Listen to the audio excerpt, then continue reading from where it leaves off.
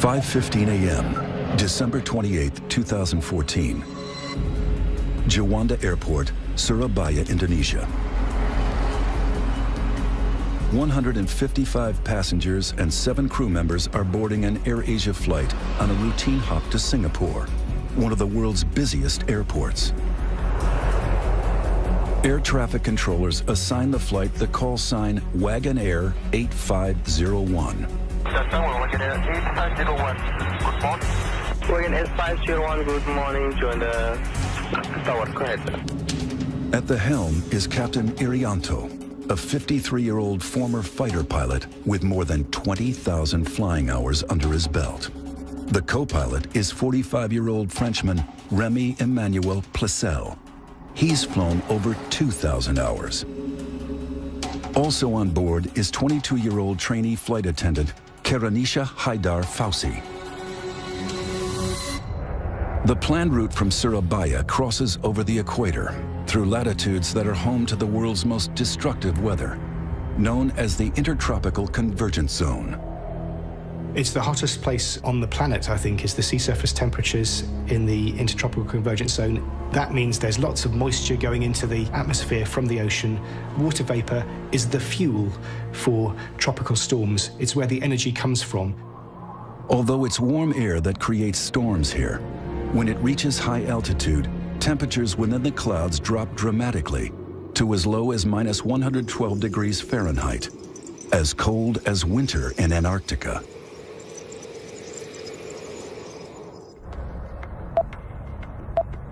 Last quarter, Air Asia 8501, AQ7.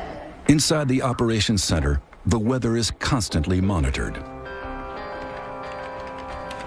Itu tidak ada kondisi yang mengkhawatirkan. Ramalan cuaca atau prediksi cuaca pada hari itu di Surabaya tidak ada masalah. Tetapi di Singapura yang kami terima tafornya memang ada kondisi hujan ringan. The forecast is clear, but that could change at any moment. Basically, it's the bread and butter of the pilots flying in the tropics, is that they are always, on virtually every flight, flying around thunderstorms. Juanda aircraft ready for start and push back.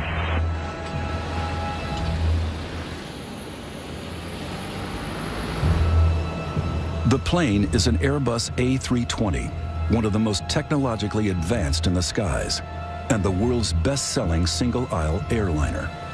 Wagon Air 501, clear to Singapore, Mike 635, level 240 initial. This plane has flown 13,500 times, covering more than 23,000 flight hours. Wagon Air 501, clear to takeoff.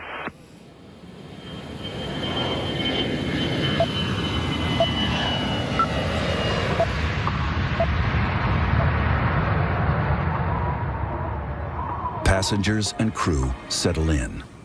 25 minutes into the flight, the plane is cruising at around 32,000 feet, now operating on full autopilot. A lot of the time, the plane is being flown by the autopilot. It's a normal flight. There's nothing abnormal about the situations or the scenario we're in. The Airbus 320's autopilot system consists of 7 computers. Airplanes are like computer games nowadays. There's a lot of pilots that will just engage the autopilot as soon as they're climbing to altitude and not touch it till they come home. And they can do that. It's literally that easy. As the plane approaches the equator, storm clouds are brewing over the Java Sea below. Severe storms can go from very small storms to very large, dangerous storms in a matter of just a few minutes. You can see a thunderstorm ahead of you or below you, and in the very few minutes you take to get there, it could have climbed several thousand feet above you. Air traffic controllers receive Flight 8501's final radio transmission. The plane requests permission to take a left turn and climb. Air traffic control will know where other aircraft are, and they either allow you to do the turn or they don't. Sometimes they may delay your turn until another aircraft has passed. Several nearby aircraft have already changed course to avoid flying into the heart of the storm. Some of them deviate to the left, some deviate to the right, some flying higher. With so many flights in the same airspace, air traffic controllers deny 8501's request to climb above the storm. To be denied a climb, very normal. It happens on virtually every flight, because there you'll be passing through aircraft flying in the same direction as you, because it's always better to fly through weather than it is ever to hit another aircraft. With the possibility of severe turbulence ahead, the crew face a critical decision: to stay on course or change direction. This aircraft was the only one at 32,000 feet at that time. The other aircraft flying around the same air routes were at 30 to 38,000 feet. This animation shows the flight path of the plane's final minutes, halfway into its flight to Singapore. At 6:16, radar data records that the plane is cruising at around 32,000 feet. Seconds later, still cruising. But then, the plane deviates from its course and turns left. You would have been flying it with the autopilot, and so you put changes to direction by turning a knob, as opposed to actually flying it with the joystick. The 155 passengers on board have no clue that they are just 2 minutes from disaster.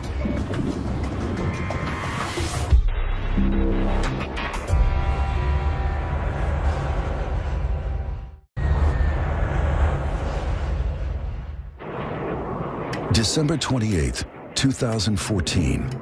An Air Asia flight to Singapore is flying into a thunderstorm.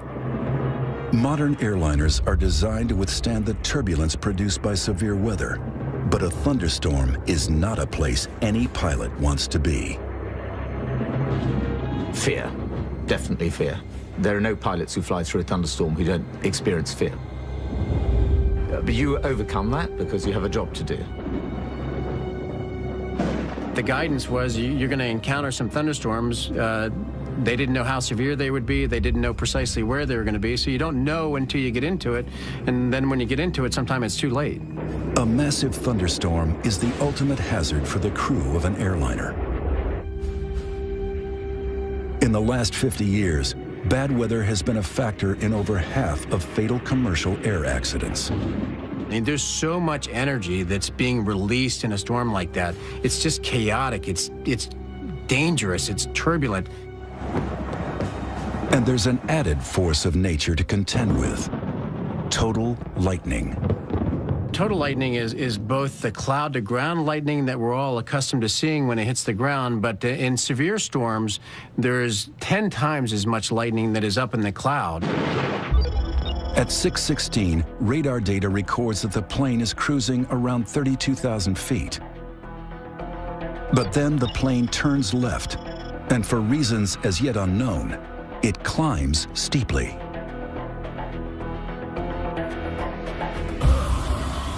It would be dark, there would be lightning.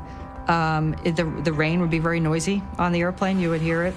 The aircraft can shake, the instruments can become blurred as your head is shaking, the eyeballs literally shaking in your head. The responsibility is awesome. You've got the lives of many people on board. You don't actually focus on that when you're flying. And, you know, that's the honest truth. What you're thinking about is your own safety of flying the aircraft as it's supposed to be. And if you look after yourself, you're going to be looking after everybody else on that aircraft. And it's not just the pilots that are pushed to the limit. When a plane enters severe weather, it will be exposed to forces all around the aircraft, which are pushing it in a particular direction. And that can be torsional twisting and unloading and loading stresses on the airframe.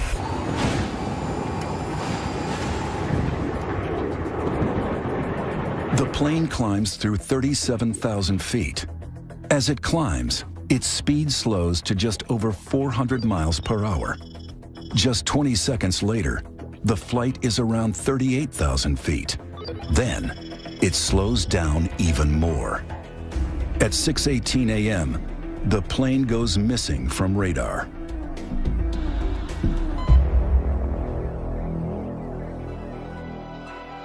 Within an hour, air traffic control announces that they have lost track of the aircraft.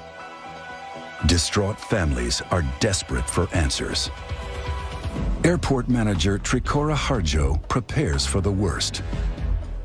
Demikian juga segala sesuatunya yang berkaitan dengan krisis center dari mulai sarana komunikasi, kemudian papan pengumuman atau papan informasi kami siapkan, dan juga kami menyiapkan informasi-informasi yang tentunya nantinya akan dibutuhkan apabila memang terjadi benar adanya atau lost contact. Then, the news is made public. 162 people are feared dead after an Air Asia flight goes missing. Within 3 hours, a massive international search effort is launched, led by the Indonesian military. Also in support are Australian, American, Russian, Singaporean, and Chinese search teams. With 30 ships, 3 warships, and more than 20 aircraft equipped with visual, radar, and sonar surveillance, covering a search area of 60,000 square miles of the Java Sea. This disappearance immediately brings back memories of an infamous unsolved mystery from the same region 9 months earlier. On March 7, 2014, Malaysian Airlines flight MH370 was en route from Kuala Lumpur to Beijing with 239 people on board. An hour into the scheduled flight, it disappeared from radar screens.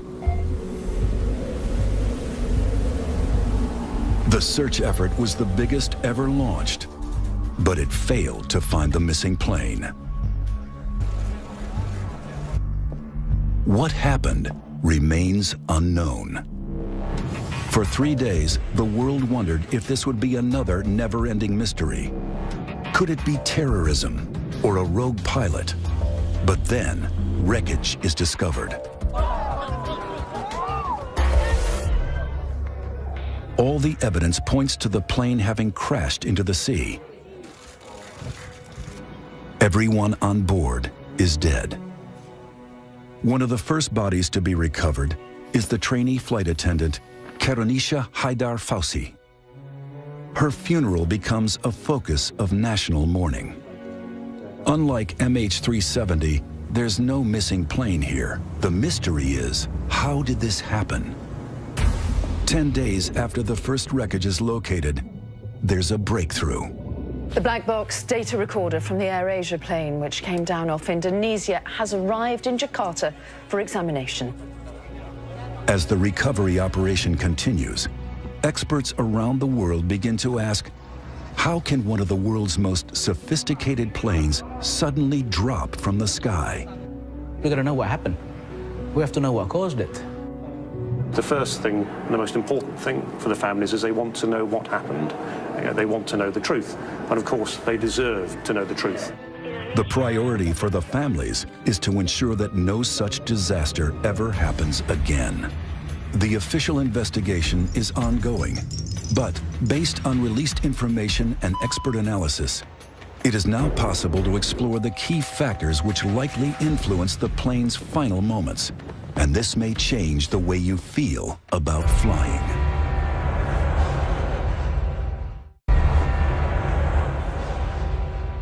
Though the researchers have the flight's black box, it only tells part of the story. Investigators dig into the data to tease out the accident's origin. We understand that there are 3 conditions that can cause the accident. First, the instrument, maybe the airplane itself, human error, and the last thing is the weather situation. The first question is, what caused the plane to climb so fast? After cruising at around 32,000 feet, the plane turns left and climbs steeply. Just 40 seconds later, the plane is over 37,000 feet. 38,000 feet. That's a climb of nearly 6,000 feet in less than a minute. 3 times faster than normal and outside the parameters set by the autopilot. So was the plane out of control, or was it direct pilot action? 6,000 feet per minute is a pretty hefty climb at altitude, no less, when the performance isn't as good. It's possible that they pulled the nose up and traded speed for altitude. That is possibly what happened, that the aircraft was climbed too steeply. But there could be another reason. It's possible that they got into an updraft and they were carried up by a bubble of air, basically. It's very turbulent and very chaotic and very dangerous, and what goes up has to come down. So you have a massive updraft, and then you get a massive downdraft, and that's just a terrible scenario for a plane and a pilot. You don't want to go into that. Experts have a good idea what happened after the plane got above 38,000 feet. The Air Asia flight must have stalled. Most people understand a stall as they would when they're driving a car, and that would be the engine stopping. That's not the case with aircraft. An aircraft stalling means that the airflow has actually broken away from the wing, and the aircraft no longer flies at this point. It is literally falling like a dead weight in the sky. The engine is still running, but the plane is falling. To see how this affects aircraft in flight, test pilot Dr. Guy Grattan is examining the profile of a wing in a wind tunnel. In the wind tunnel, you can see the flow demonstrated by these lines of smoke. At level flying, the airflow is steady around the wing. But then, as the angle of attack changes, just as it would in a climb, this happens. You reach a point where the flow starts to separate, starting at the rear top surface, and then it breaks up completely. This is known as the stall. Guy is going to put his skills to the test by pushing this plane to its limits and stalling it. Aerodynamically, the stall happens when the flow has broken up on the upper surface of the wing and it ceases to lift efficiently, and that causes the aeroplane to fully or partially lose control. This light aircraft is a Grumman AA-5, but the aerodynamic principles are the same for any plane, including the Air Asia flight. If the aeroplane stalls, a good pilot should be immediately reducing the angle of attack and increasing the power to recover. If they don't do that, what's likely to happen is an increased rate of descent, and either the aeroplane will remain in the stall until it hits the ground, or the aeroplane can enter a spin. For an unprepared pilot, the effects of a stall can be catastrophic. During takeoff in Afghanistan, after its cargo shifted to the back of the hold, this freight plane stalled.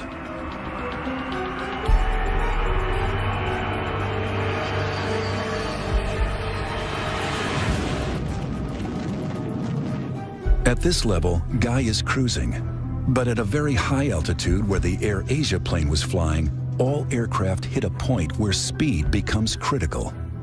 It's an area known by pilots as Coffin Corner. Coffin Corner exists at a high altitude, and to fly at those conditions is really very difficult because you've got to manage the speed of the aeroplane very, very accurately. Every plane has a maximum and minimum speed. The complicating factor is the higher the altitude, the smaller the margin of error between going too slow and going too fast. If you go high enough, what you do is reach a point where the stall speed and the maximum speed are very close together, and we refer to the aeroplane as being in Coffin Corner because if you go any faster, then you'll lose control or break the aircraft, and if you go any slower, you'll lose control of the aircraft. So it's a very vulnerable place to be.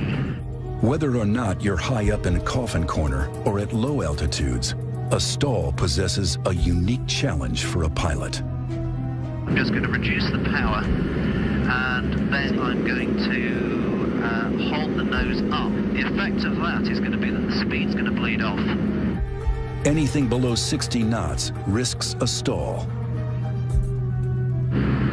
Okay, just closing the throttle now. You can see the speed is bleeding off now. At 65 knots, I've got a stall warner. Could this be what happened to the Air Asia 60, flight? the airplane started to wallow. You can see the nose coming up. I've lost view of the horizon in front of me. At about 55, I'm about to lose it.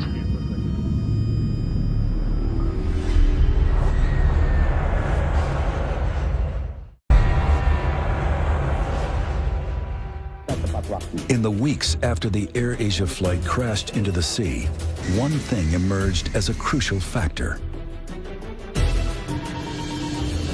stalling. Okay, just closing the throttle now. Guy Grattan is investigating what a stall means for pilots, and that means losing control of his plane. 5 knots, I've got a stall warner. The aircraft drops 200 feet. The aeroplane has stalled, you see it pitch nose down, and I'm recovering the aeroplane from the stall. To regain control, Guy dips the nose to gain airspeed, then levels out. A very dramatic stall, if you're not expecting it, can be quite frightening. Might even lift off my seat and hit my head on the ceiling of the cockpit. All commercial airliners are put through stall tests. But is this what happened to the Air Asia flight as it climbed too steeply? And if so, how did the plane get to this dangerous point? Pilots are trained to recognize the stall. In fact, first thing pilots are trained to recognize is the approaching stall. The captain of the Air Asia flight was a former fighter pilot with 20,000 flight hours under his belt. Up above 30,000 feet, there is plenty of height to recover an aeroplane from a stall. So even if the aeroplane was stalled, that in itself doesn't explain the loss of the aeroplane. So the critical question is, what other factors might have been at play? And to fully investigate that, we need to look inside the cockpit. Seasoned pilot Captain John Mahan is flying an Airbus A320 flight simulator, an exact replica of the lost plane. The reason why we try to simulate what happened in an accident or incident is for learning and whether we can take that information forward to stop it happening again. And also finding out weaknesses in the system that can lead us into difficult areas. Every reading we see, every indicator we see, will be exactly what the Air Asia pilots would have seen. For all pilots, accurate instrument displays are vital.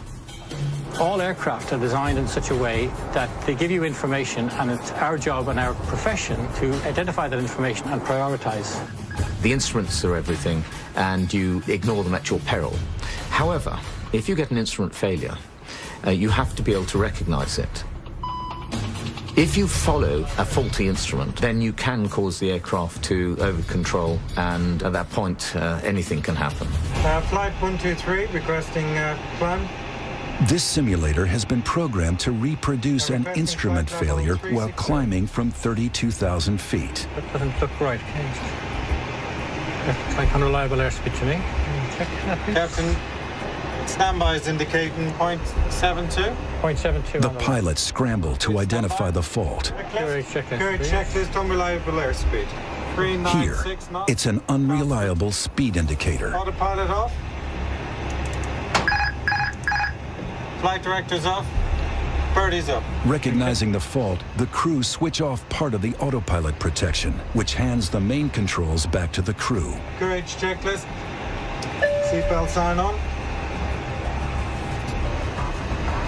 Movement to seal. Master caution. Overspeed. Caution pitch. Next, they switch off the computers related to the faulty speed indicators. Seconds later, this happens. A stall warning is an indication that you are getting into an environment where you're about to lose your lift on your wing. In an attempt to recover from a possible stall, John puts the nose down to gather speed and drops 5,000 feet, then levels out. Wings, maintain wings level. Speed 370. In this case, John recovers the plane successfully. Maintaining 30,000 feet. In the case of the Air Asia flight, we know that the Airbus 320 climbed rapidly and that it probably stalled at 38,000 feet. We also know that faulty instruments contributed to another tragic Airbus disaster and another stall 5 years earlier. On June 1st, 2009, Air France Flight 447 was en route from Rio to Paris with 237 passengers and crew on board.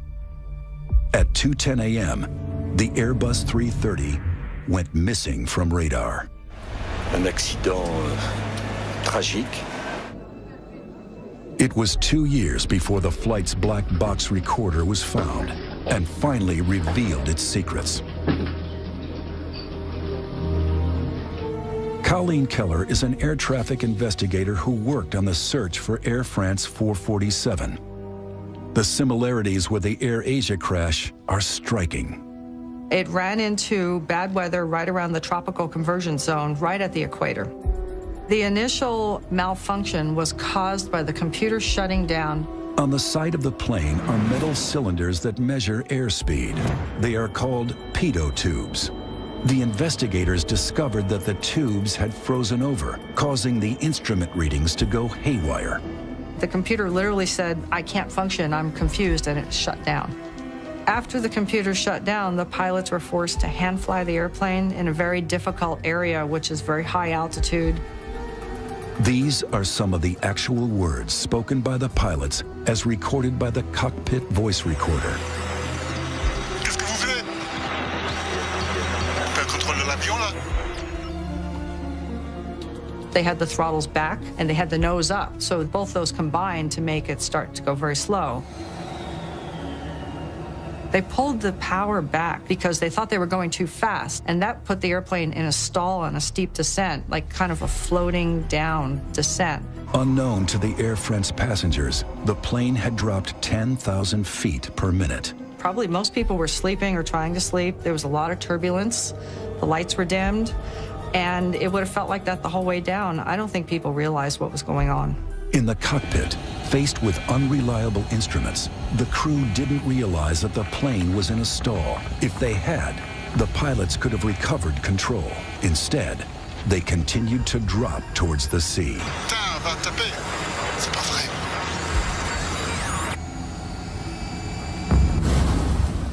Why did they do that? It's impossible to tell because we can't really get into the minds of the pilots who died there.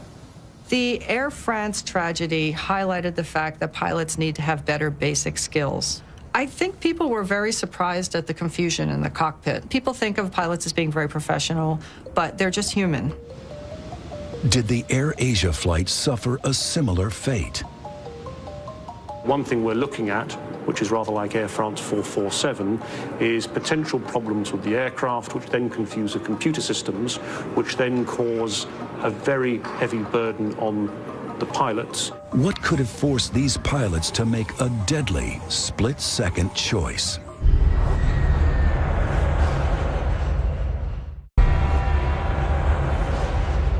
Flight 8501's tragic final moments may have come down to something seemingly innocuous: ice. Icing is a very big concern for all aeroplanes. Icing can change the aerodynamics of the plane, but as we learned from Air France, it can also affect key systems. There may well be an issue here about freezing of sensors. Satellite weather data from the day of the Air Asia crash reveals incredible freezing temperatures in the clouds. At the top of the storm, it's nearly as cold as the coldest day in Antarctica, as low as -112 degrees Fahrenheit. This wind tunnel replicates flying through a typical cloud at a temperature of just -4 degrees. Here, a pitot tube is put to the test.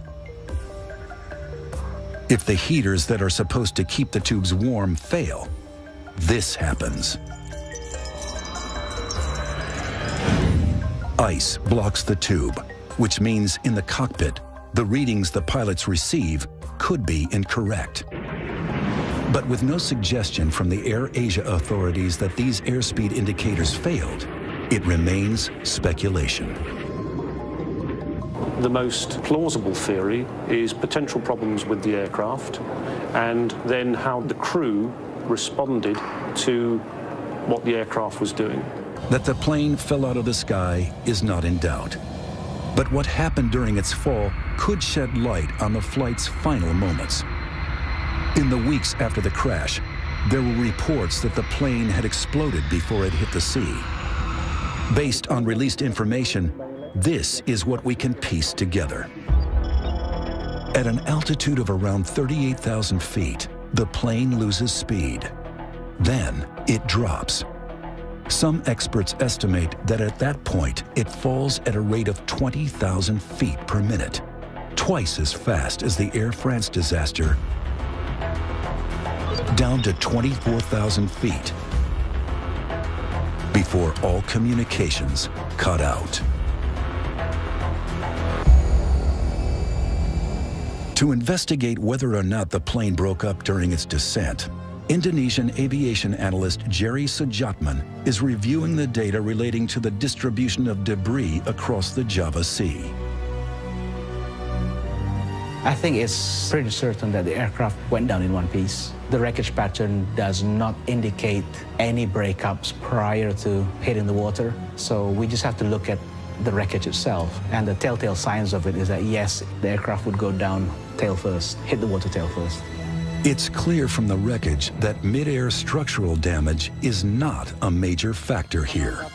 From what we hear from the investigators, from the cockpit voice recorders, that up to the last moment, they did put all their efforts into trying saving the aircraft.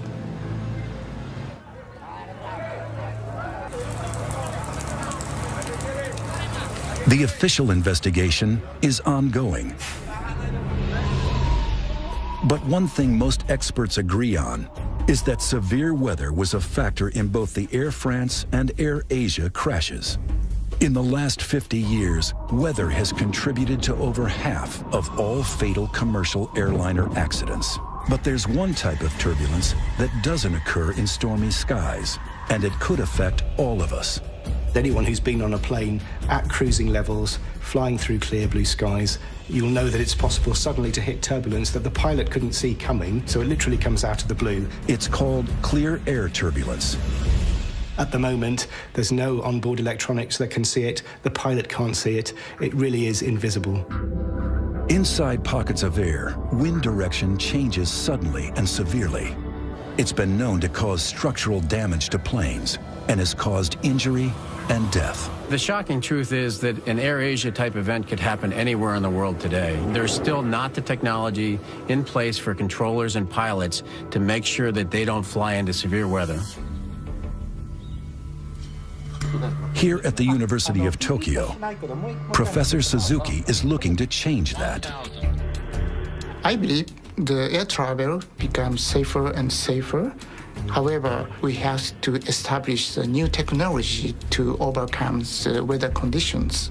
Clear air turbulence is invisible, so it's very difficult for an aircraft. It can change the acceleration of the aircraft and attitude. Suddenly, it's very dangerous. This device is designed to detect it. Behind this lens is a shortwave ultraviolet laser. It's a technology called LiDAR. It detects clear air turbulence by spotting currents of water molecules.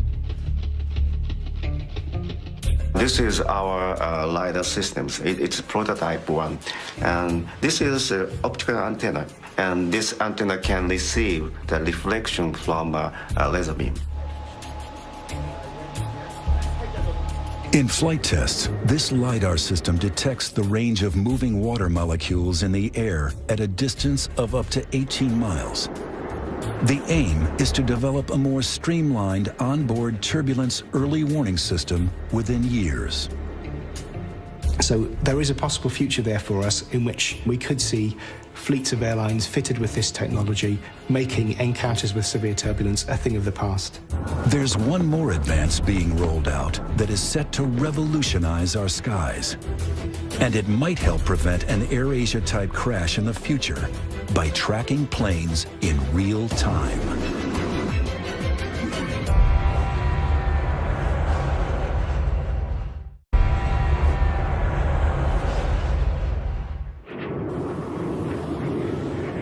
When the Air Asia flight crashed, scientists around the world continued their search for solutions to safer and more efficient air travel in the future. It's just amazing to me how complex the airspace is. From pilot to air traffic controller, many different systems interchange information and data. Our current technology is unable to track all those planes as they move around the globe. I think that it was a shock with the recent tragedies that occurred, that people started to realize that the whole Earth is not covered, and there are vast amounts of oceans and mountainous areas that are not covered. It's estimated that 70% of the world's airspace is out of the range of radar. Currently, what controllers see when aircraft are crossing the oceans are a dot that was placed by an airplane reporting back, say, 10 minutes ago, and they know where it's supposed to be 10 minutes later. So really, there's a 10-minute gap, which is basically 80 miles apart. That's because there's no real-time surveillance or tracking of that aircraft in between. Here at the Ariane facility in Virginia, engineers are changing that. This is one of the most revolutionary advancements in air traffic control since radar. 66 Iridium satellites are readying for launch for full operation in 2018. The satellite network will cover the globe, receiving signals from every plane everywhere on the planet, relaying information to controllers on the ground. Think of it as a GPS receiver on board all of the airplanes that transmits its precise location in real time to air traffic control authorities. By putting an ADS-B receiver on board each satellite, we realized that we would create something that was not possible before. If this technology were available now, MH370 would have been better tracked, and the Air Asia flight would have been found within hours, not days. With second-by-second information, air traffic controllers will be better equipped for a quick response to pilots who need a sudden change of altitude. The Air Asia flight might not have been denied permission to climb to avoid a storm. The altitude changes are important because a lot of those requests are a function of weather. So when the pilot says he's over a particular point and he's requesting to change altitude, the controller will have the screen to look at, and the pilot will have a higher rate of responsiveness from the controller based on the fact that they have a shared situational awareness. Global tracking of flights will make managing flights safer and more efficient. But a critical issue remains. There's one unpredictable factor that's a cause in up to 80% of all air crashes: human error. I think the public is wondering how safe flying is. People are afraid of airplanes crashing because the crashes are so horrific when they happen. A lot of people die at once, and they think about that. But truly, aviation is a lot safer than most other forms of transportation. However safe day-to-day flying is, the fatal Air France crash tells us that too much technology in the cockpit can cause confusion. You've got a very highly automated aircraft, and crews sometimes struggle to deal with the complexities of the automated systems, and they are not trained to deal in an emergency or difficult situation with manually flying an aircraft. Are pilots becoming over-reliant on computers? Pilots today have lost their skills. They're not hand-flying the aircraft as often as they have done in the past, and therefore when they have to do so, they're not as skillful doing it. And there's no question about it, because practice makes perfect. But overall, we're much better off with this automation. The answer seems simple: more training and more experience at the helm. Everybody knows that pilots should probably be flying manually more than they are doing. Technological advances are seeking to keep up with ever-increasing demands for travel and making flights better able to cope with increasingly violent weather. But for the families of the passengers and crew of the Air Asia flight, their hope is that a tragedy like this will never happen again. They want future accidents to be prevented of a similar type. And so it is vital that the causes are identified for what brought this aircraft down, and more importantly, that those causes are then acted on so that other families don't have to go through what the Air Asia families have gone through.